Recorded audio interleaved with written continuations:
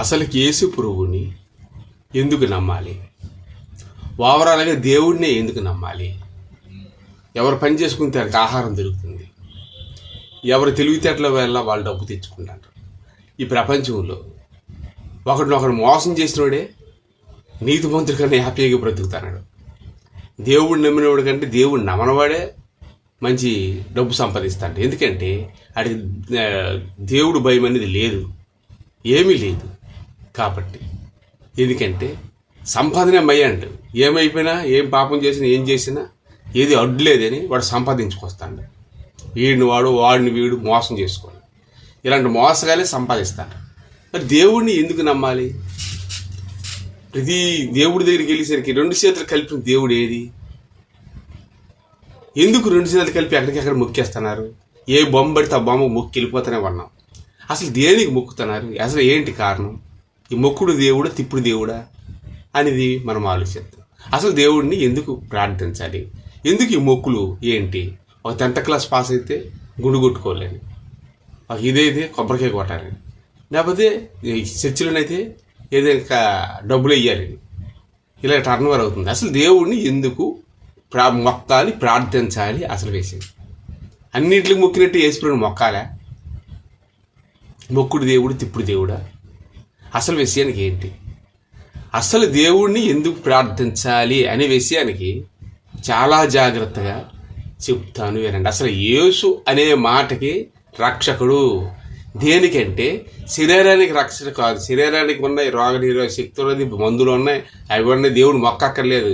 జ్వరం వస్తే మా టాబ్లెట్లు వేసుకోవచ్చు, ఆకలి అయితే అన్నం తినివచ్చు, ఆకలి అయితే మంచి ఫ్రూట్స్ తిని, అన్ని భూమి మీద ఉన్నాయి. ఇంక దేవుడిని ఎందుకు మొక్కాలి? అన్నీ ఉన్నాయి కదా.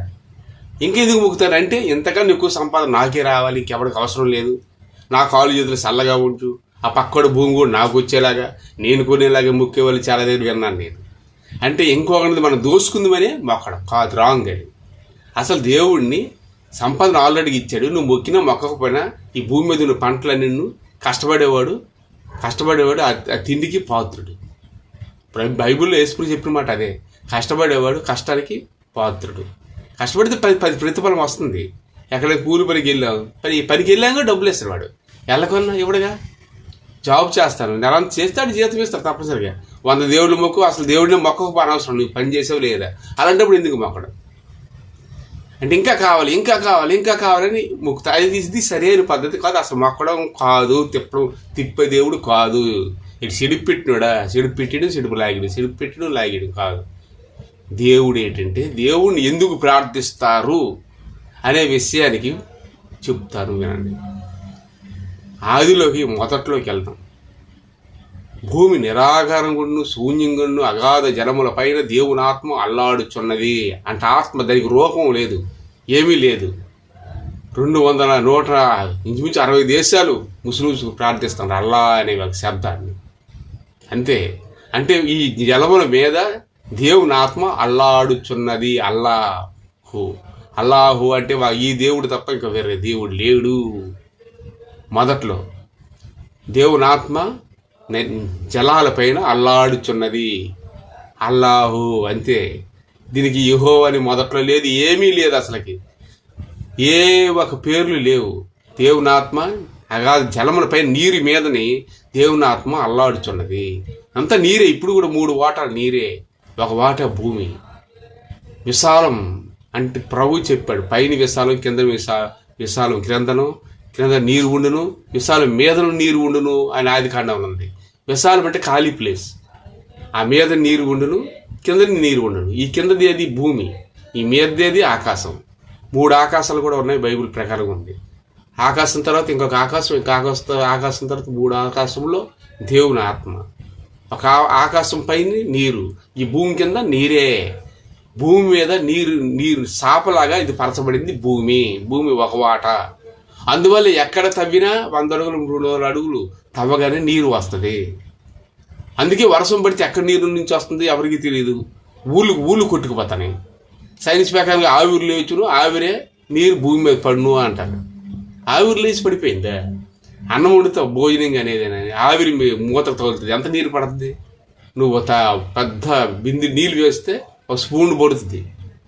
ఆకాశం నుంచి భూమి మీద నీరు ఒక స్పూన్ పడుతుందే కాదుగా, కొన్ని వేలు టన్నులు నీరు పడి జనాలు కొట్టుకుపోద్ది ఒక్క నిమిషంలో. నోహా వాడలో అప్పుడు 40 రాత్రులు పగలు వర్షంతో మునిగిపోయి నీటి వల్ల మునిగిపోయి చనిపోయాడు. ఆదికాండంలో ఉంటుంది. నీటికి అంత ప్రభావం శక్తి ఉంది. మన నీటి వల్ల ఎంతమంది నాశనం అయిపోయారు.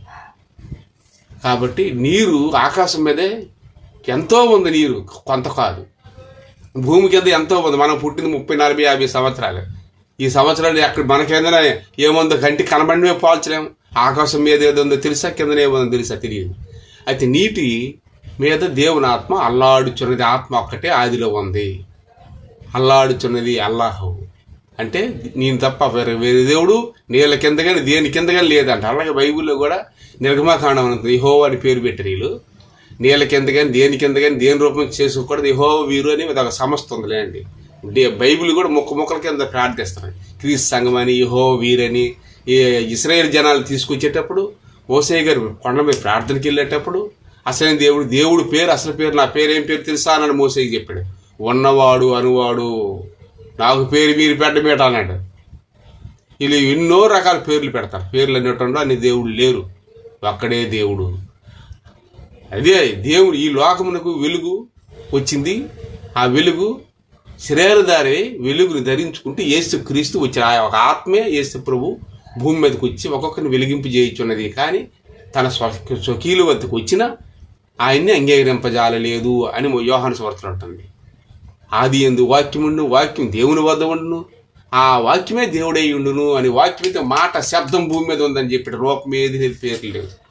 ఆ రూపమే, ఆ ఒక శబ్దమే శరీరధారిగా యేసు ప్రభు భూమి మీద కనబడి వచ్చినప్పుడు యేసు అని పేరు పెట్టబడింది.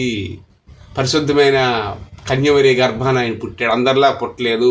అందరిలాగా మొక్కుడు దేవుడు కాదు, బొమ్మల దేవుడు కాదు, ఇవన్నీ ఏమి కాదు. ఆత్మస్వరూపి ఆయన. అందుకు ఎలాగంటే భూమి మీద ఉన్నప్పుడు శరీరంతో ఉన్నారు కానీ ఆయన రూపం అంటారు, రూపం కాదు. సమాధి చేశారు. అప్పుడు ఆత్మే పైకి లేచింది, రూపం అందులో లేదు.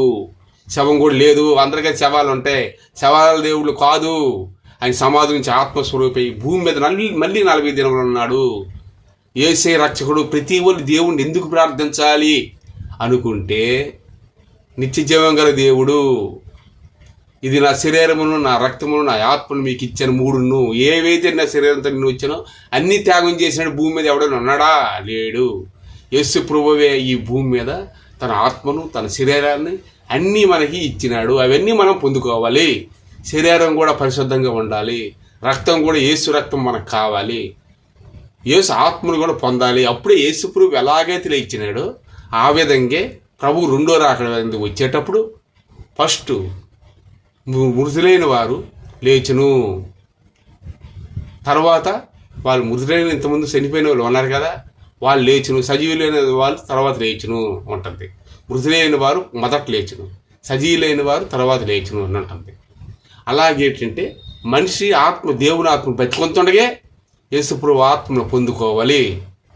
తప్పనిసరిగా పాపము, కోరికలు, ఆలోచనలు వదిలి యేసుప్రభువులాగే మనం ఎలాగైతే నడవాలి, ఆయనలాగా ప్రార్థించేటప్పుడు ఆయన ఆత్మ మనకు వస్తుంది. ఈ దేవుడిని ఎందుకు నమ్మాలి అనుకుంటే ఇక్కడ చిల్లర డబ్బుల గురించి, తినడానికి వాటి గురించి నమ్మవసరం లే. అన్నీ ఆల్రెడీ ఇచ్చేసాడు. రోజు కొనుక్కొని తింటున్న బంగాళదుంపలు, అవి ఇది మామిడి పళ్ళు అన్ని ఇంకా అవి ఇంకెక్కడ తెచ్చి తినేస్తాం కాదు. మనం చనిపోతే మనకు రక్షణ అనేది మనకు ఉండాలి. అదే యేసు అనగా రక్షకుడు. ఎక్కువ స్తుతించాలి. ప్రతిక్షణం మనం నడుస్తున్నప్పుడు, కూర్చున్నప్పుడు, పడుకున్నప్పుడు. పడుకున్నాడు చనిపోయినాడు ఒక్కటే. ఏ ప్రాణం పోయిందనుకోండి గాలిలో కలిసిపోద్ది, నరకంలో సాతాను అందులో గెలిపోద్ది. అందుకే యేసు ప్రభువు నామంలో స్తుతి యేసు రక్తం అనుకుని ధ్యానించుకొని పడుకోవాలి. యెహోవా ధర్మశాస్త్రం దివారాత్రులు ధ్యానించిన వాడే ధన్యుడు అని కీర్తన గ్రంథం మొదట్లో ఉంది. దేవుని పేరు యెహోవా నీళ్ళు పెట్టుకున్నారు కానీ అది నిజమైన వాక్యమే. ఖురాన్లో కూడా అవ్వ ఆదాం ఉంటుంది, సేమే ఉంటుంది. స్టోరీలు పేర్లు మారిస్తారు. ఖురాన్ నెంబర్ 1 ఒకటే. యేసు ప్రభు చెప్పింది 2. అల్లా యేసు ప్రభు దగ్గర ఒకటే ఉంటుంది పరిశుద్ధత. ముస్లిమ్స్ కూడా ఎంత తుఫాను వచ్చినా సరే ఫ్రైడే రాగానే ఎక్కడ మందిరం ముందు అక్కడికి వెళ్ళిపోతారు. బూతు పాటలు కానీ ఏవి వేయరు. చాలా పరిశుద్ధంగా జీవిస్తారు. రోజుకు 5 పూటలు నమాజ్ చేస్తారు. తుఫాను వచ్చినా క్రైస్తవుడు కూడా చేయడు. అందుకే క్రైస్తవులు కూడాను ప్రతి క్షణమును స్తుతి యేసు రక్తం అని ధ్యానించుతూ ఆయనలో నడవాలి. పడుకున్నప్పుడు కూడా ధ్యానించాలి. దివారాత్రి ధ్యానించమన్నాడు దేవుడు. ధ్యానించితే దేవుని ఆత్మ అలా పనిచేస్తుంది. ఈ సాతాను నేను దేవుడు అని పేక మొక్కల్లాగా వచ్చేస్తుంటుంది. ఎప్పుడైతే దేవుడు నువ్వు ప్రార్థించి స్తుతి యేసు రక్తం అని ప్రతీక్షలు అనండి, వెంటనే మీకు ఈ ముందు ముక్కుని మీద బొమ్మలు ఉంటాయి కదా, వరుసగా వచ్చేస్తాయి. మరి అవి దేవుళ్ళు కదా అనొచ్చు. ఆ భూమి మీద తోయబడిన డూప్లికేట్ సాతాను దేవుడి ఆశ్రమంలో వస్తుంది. అందుకే ఎక్కడ మీరు మొక్కకూడదు, నేను తప్ప వేరొక దేవుడు లేడు అనేసి ఇప్పుడు చెప్పిన మాట. కాబట్టి స్తుతి అంటే దేవుని ఆత్మ రావడానికి, అది స్తుతినిపై దేవుని ఆత్మ హారోణమే వస్తుంది. స్తుతి యేసు రక్తం అనగా సాతాను భయపడుతుంది. అప్పుడు దేవుని ఆత్మ మనలో నివసిస్తుంది. అందుకే ఆ నిద్రలో కూడా ప్రతి క్షణం కూడా మన జీవితం బ్రతికినన్నాలను దేవుళ్ళు ధ్యానించుతూ జీవితం వెళ్ళాలి. ఒకరు చనిపోయినా, రాలిపోయినా, పేలిపోయినా ఆయనలోకి మన ఆత్మ చేరిపోతుంది. నిత్య జీవంలోకి యేసుప్రభువు ఎలాగే సమాధానం లేచారో మనం లెగుస్తాం. అందుకే యేసుప్రభువుని నమ్మాలి. ఈ ప్రాణం పోయిన యేసుప్రభువుని నమ్మాలి, తప్పదు. ప్రతిక్షణం ధ్యానించాలి. ఇప్పుడు పోతాం గ్యారెంటీ లేదు. ఎన్నాళ్ళు బ్రతికినా ఎప్పుడో రోజున పోతారు. కాబట్టి ఇప్పుడే రక్షణ పొందాలి. యేసు అనగా రక్షకుడు, దాని పేరు ఆత్మకు రక్షకుడు. యేసు ప్రాణం పెట్టి చెప్పిన మాట ఇది, సరదాగా చెప్పిన మాట కాదు. క్రైస్తవుడు ఇప్పుడే పాపాన్ని అన్ని విడిచిపెట్టి ప్రతిక్షణం ధ్యానించుతూ బైబిల్ చదువుతూ అందులో ఏముంది, వెళ్ళి స్తుతించండి. దేవుడు మీ కళ్ళ ద్వారా మాట్లాడతాడు. ముందు సైతాన్ గడు వచ్చి నేను దేవుడు పేక ముక్కల్లాగా వచ్చేస్తుంటాడు. ఆయన నమ్మవద్దు. యేసయ్య పరిశుద్ధుడు ఆయన వస్తే మనకు ఆనందం, సంతోషం. ఆయన ఒక స్వప్నం ద్వారా కొన్ని విధాలుగా కనబడుతుంటారు, కొన్ని విధాలుగాను ఒక కళ 2 ట్రిప్పులు వస్తుంటుంది. అది నిజంగా జరుగుతుంది. ఒకే కళ ఒక ఎగ్జామ్స్ పాస్ అవ్వాలని 2 సార్లు వచ్చేసిందంటే 2 ట్రిప్పులు పాస్ అయినట్టు లెక్క. ఏదైనా మనం ప్రార్థిస్తాం ఇల్లు కట్టడానికి, 2 సార్లు ఇల్లు కట్టినట్టు వచ్చిందంటే అయినట్టు లెక్క. అలాగే ప్రతిదీ 2 సార్లు దేవుడు చూపిస్తాడు. చూపిస్తే దేవుని కళ. లేదా ఒకసారి కనబడితే సాతాను కూడా చూపిస్తుంది, ఆశ చూపిస్తుంటుంది. ఏదైనా మీకు డౌట్ అయితే ప్రార్థించి తండ్రి చూపించు నాకు ఏం జరుగుతుంది అనుకుంటే అది 2 సార్లు చూపిస్తారు. రీల్ లాగా నిద్రలో కళ్ళ ద్వారా దర్శనాల ద్వారా ఎన్నో రకాలు మాట్లాడతాడు దేవుడు. 1 కొరింథీ 2 కొరింథీలో 1 కొరింథీలో ఉంటుంది కదా 12-13లో ఆత్మ వల్ల బుద్ధివాక్యం, జ్ఞానవాక్యం, స్వస్థపరిచే శక్తి, కళ్ళకి అర్థాలు చెప్పినవి అన్నీ కూడా ఉన్నాయి వరాలు. 2 సార్లు చూపిస్తాడు. అప్పుడు మీరు తెలుసుకోవచ్చు దేవుడు మాట్లాడుతాడని. అది ఆనందంగా సంతోషంగా ఉంటుంది దేవుడి మాటలు. సైతాన్ గడ్లకి జర్జర్లు ఆడించి గాలిలో పడిపోయినట్టు, బురదలో పడిపోయినట్టు, పళ్ళు ఉడిపోయినట్టు, సెక్స్ సినిమాలు ఇచ్చినట్టు కాదు. అది సైతాన్ గలవి. ఎక్కువ స్తుతించండి, ధ్యానించండి, దేవుళ్ళని నడవండి. Thank you. ఈ వాక్యాన్ని షేర్ చేయండి.